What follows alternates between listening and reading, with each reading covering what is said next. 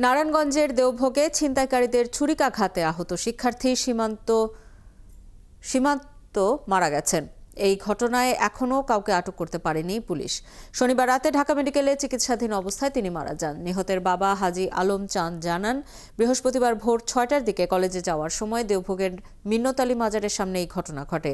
সে সময় ছিনতাইকারীরা পথ আটকে সীমান্তর ব্যাগ ও মোবাইল ছিনিয়ে নেওয়ার চেষ্টা করে। তাদের বাধা দিতে গেলে ছিনতাইকারীরা তার মাথা এবং পেটে এবং পায়ে কুপিয়ে পালিয়ে যায়।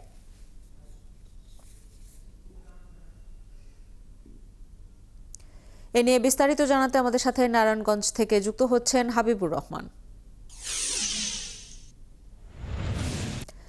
হাবিবুর, এই ঘটনায় পরিবারের পক্ষ থেকে কোনো মামলা করা হয়েছে কিনা জানাবেন, এবং যেহেতু ঘটনাটি ঘটেছে একটি মাজারের পাশে, কোনো সিসিটিভি ফুটেজ কি পাওয়া গেছে? তদন্তের অগ্রগতি নিয়ে পুলিশ কি বলছে?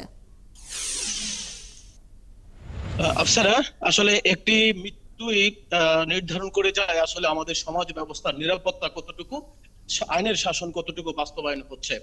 এই সীমান্ত হত্যার মধ্যে দিয়েই আসলে একটি পরিবার যে পরিমাণ ক্ষতির সম্মুখীন হলো, সেটা আসলে আর কখনো অপূরণীয় না হলেও এটা যেন বারবার না হয় সেদিকে আসলে সবাই সচেতন মহল এবং আইন শৃঙ্খলা বাহিনী নজর রাখবেন বলে সকলে এমনটা আশা করে। আপনি যে সিসিটিভির ফুটেজের কথা বললেন, আমরা সকাল থেকে যেখানে মারা গেছে মাজারের পাশে, সেখানে একটা সিটি কর্পোরেশন একটা কালচারাল প্রতিষ্ঠান আছে, সেখানে আমরা কয়েকটা জায়গায় সিসিটিভি ফুটেজ নেওয়ার জন্য চেষ্টা করেছি। আমরা আমাদের সাথে পুলিশও ছিল, আমরা সেখানে কয়েকটা জায়গায় ঘুরছি, কিন্তু সেখানে কোথাও কোনো সিসিটিভি ফুটেজ আমরা পাইনি। সেখানে অনেকগুলো ক্যামেরা বন্ধ ছিল, সেক্ষেত্রে আমরা সেটা সংগ্রহ করতে পারিনি। তো কিছুক্ষণ আগে সীমান্তর লাশ এসে পৌঁছানোর পর আসলে এলাকার মধ্যে একটা হৃদয় বিদারক পরিবেশের সৃষ্টি হলো, আবেগঘন পরিবেশ। আশেপাশের আত্মীয় স্বজন থেকে শুরু করে সকলে আসলে খুবই মর্মাহত এই ঘটনার পরিপ্রেক্ষিতে। কারণ বাবার একমাত্র সন্তান ছিলেন, সেই সন্তান হারিয়ে বাবা পাগল প্রায়, তার কিছুদিন আগে তার মাও মারা গিয়েছিলেন।